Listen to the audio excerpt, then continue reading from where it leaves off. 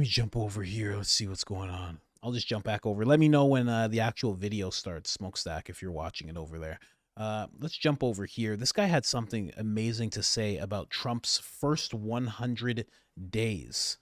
Uh, this was pretty interesting. Victor, he always talks about Trump and what he's doing as a counter revolution. I always find it very interesting when he brings it up. Let's listen.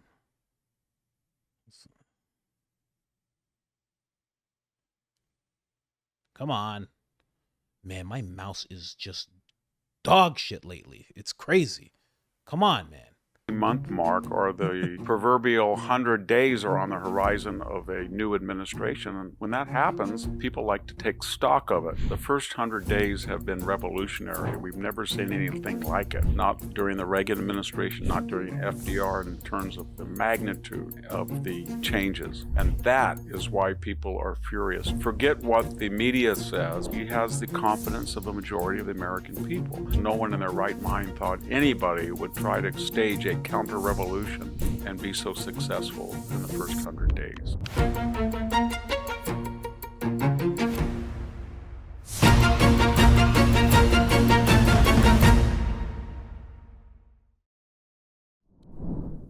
Hello, this is Victor Davis Hanson for the Daily Signal. We're coming up over the 3-month mark, or the proverbial 100 days are on the horizon of a new administration. And when that happens, people like to take stock of it.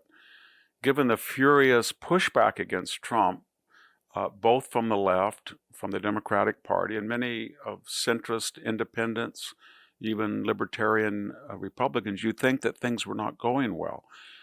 But a recent poll by CNN showed that Donald Trump had wide approval. Another poll has just come out where he was up to 54%. Given the media hostility, you would think that he would be completely negative, but he's not. He has the confidence of the majority of the American people. Why is that? Let's just take a quick tour of what he's done in the first 100 days. He has completely reversed 10,000 people coming in a day, over 300,000 a month, 12 million in 4 years, to essentially 97, 98% of the border is secure. In fact, there is no open border now. Now he has pivoted to try to address the 12 million people that Joe Biden not only let in, but scattered all over the United States on often state, federal, local subsidy. That's going to be a task. But he has shut the border. No comprehensive immigration reform, none of the things they said was necessary, none of the things that said that it was impossible, that hampered by. He just did it. We've never seen anything like it.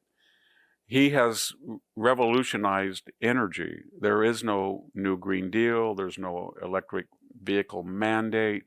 We're not going to be funding more boondoggles of high-speed rail. We're going to burn clean coal, restore the Appalachian coal fields, those in the West as well.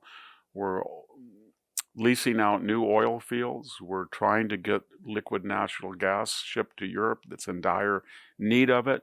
We're continuing fracking.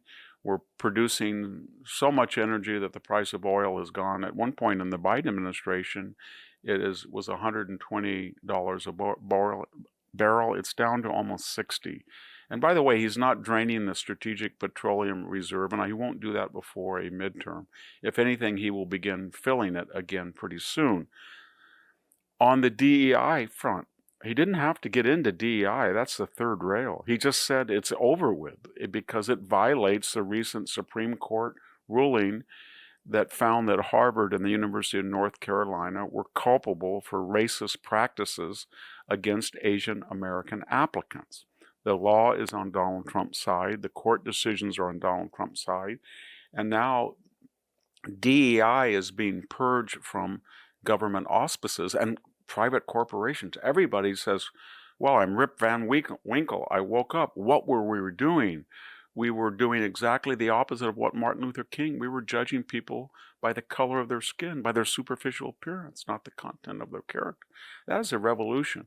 And then suddenly everybody said he wiped out the stock market because he insisted on not just free trade, but fair trade. And he said he was going to sanction China, and he did. Now, all of a sudden, we have 70 countries trying to negotiate. And as I'm speaking, nations such as Italy or Japan want to make a deal. What is a deal? A deal is they're not going to run up surpluses at the same extent. We have a $1.1 trillion trade deficit. Donald Trump is going to get in the next few weeks a few major nations, and once he does, to make a deal, all the others will not want to be without a chair when the music stops. They will want to follow. When they follow, China will be eager to negotiate because its efforts to get Europe on its side have failed. If you look very quickly abroad, Donald Trump is still trying to find peace, and no, he's not Putin's puppet. He's been very tough on Putin. He suggests he would have a secondary oil boycott on nations that bought Russian oil. It's something Biden never imagined. But he is getting frustrated by both sides, and he's putting renewed pressure. In the Middle East, Iran is at its weakest point. Israel's ready to take out the nuclear facilities to the extent it cannot without sophisticated heavy bombers. And Donald Trump is not looking for an optional war. He's telling the Iranians, time is running out, settle, dismantle your nuclear facilities or else. The Red Sea is open for navigation. The Houthis are in retreat. There is nobody in the United States who wants to negotiate with Hamas or Hezbollah. It's an entirely new game. China is very worried that its companies are going to be delisted that are fraudulent from the stock market in the United States. They're very worried there are 300,000 students. That is their pipeline to the expropriation of technology in the United States might have to go home. There's so many levers to pull that against China, and so much culpability on their part, that I think they will make a deal. So what am I getting at? Forget what the media says, forget what his opponents said, forget Mr. Garcia, forget Mr. Luigi Mangione, all of these distractions. The first 100 days have been revolutionary. We've never seen anything like it. Not during the Reagan administration, not during FDR, in terms of the magnitude of the changes. And that is why people are furious. No one in their right mind thought anybody would try to stage a counter-revolution and be so successful in the first 100 days. Thank you very much. This is Victor Davis Hanson for the Daily Signal. Thank you for tuning in to the Daily Signal. Please like.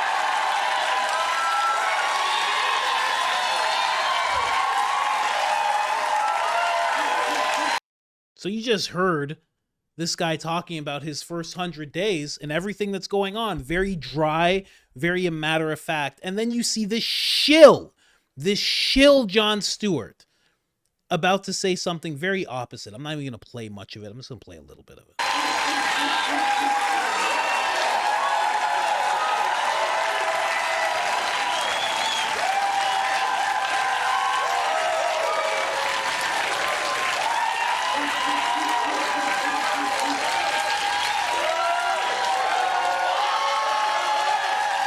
Just 2 minutes of stroking yourself. Hey, it's okay, man. Just, you can tell, you literally have somebody telling the crowd to clap, just stroking yourself. Show, I'm Jon Stewart. Tonight we're kicking off a week-long coverage of Donald Trump's first 100. Let's call them days. Let's get into it.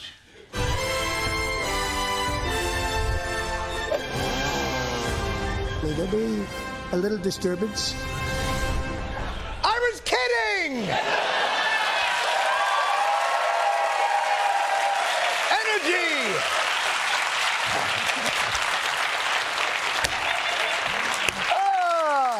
Imagine me with a white beard.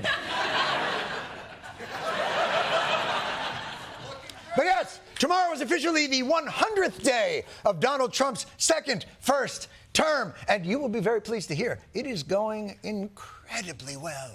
The most successful 100 days in the history of our country. Suck it, Jefferson! Suck it, Lincoln. Suck it, Roosevelt's squared. Trump's first 100 days, the most successful in American history. It would be like if America landed on the moon and killed bin Laden. Did you know people make that noise when they move on the moon?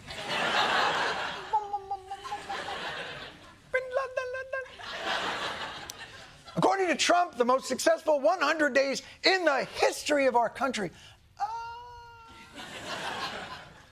Can anyone offer a counterpoint? Chaos and confusion from Wall Street to Washington. More than $6 trillion in market losses. Consumer confidence plummeting. Outrage over Musk and his Department of Government Efficiency. The showdown has legal scholars afraid that this might actually be a constitutional crisis. Firestorm over the national security breach. The Russia-Ukraine war raging on. Just 39% of Americans approve of the way Trump is doing his job. Lower than any past president. At the 100-day mark. He has the lowest approval rating of any president in the past 80 years. Suck it, Herbert Hoover! There we go. There we go. I love how Jon Stewart uses clips from the mainstream media to make his point, but then to also try and act like he's just in the middle. Like, I'm just in the middle here. I'm just all moral high ground here. Out of here. Out of here. So the mainstream media says that Donald Trump's first 100 days were not good. How about that? How about that? Are they the same people that called him Hitler? Oh, the same people that called him Hitler and Mussolini combined? They say they don't like the first 100 days of what he's done? You mean the people who tend to revel in things that are bad happening to the American taxpayers don't like when good things are happening to the American taxpayers? Oh, wow. I wouldn't have guessed. I would not have guessed. The people who just outwardly hate him and his supporters don't like the first 100 days? Wow. Wow. I can't believe it. Anyway, I just wanted to show that really quick. I'm not playing much of Jon Stewart. I cannot stand Jon Stewart. I'm going to be honest with you. Okay? I always admit my biases. Can't stand them. I don't like people who play in the middle when they know they're not in the middle and they just act like it so they can seem like they're just, oh man, I'm just for justice.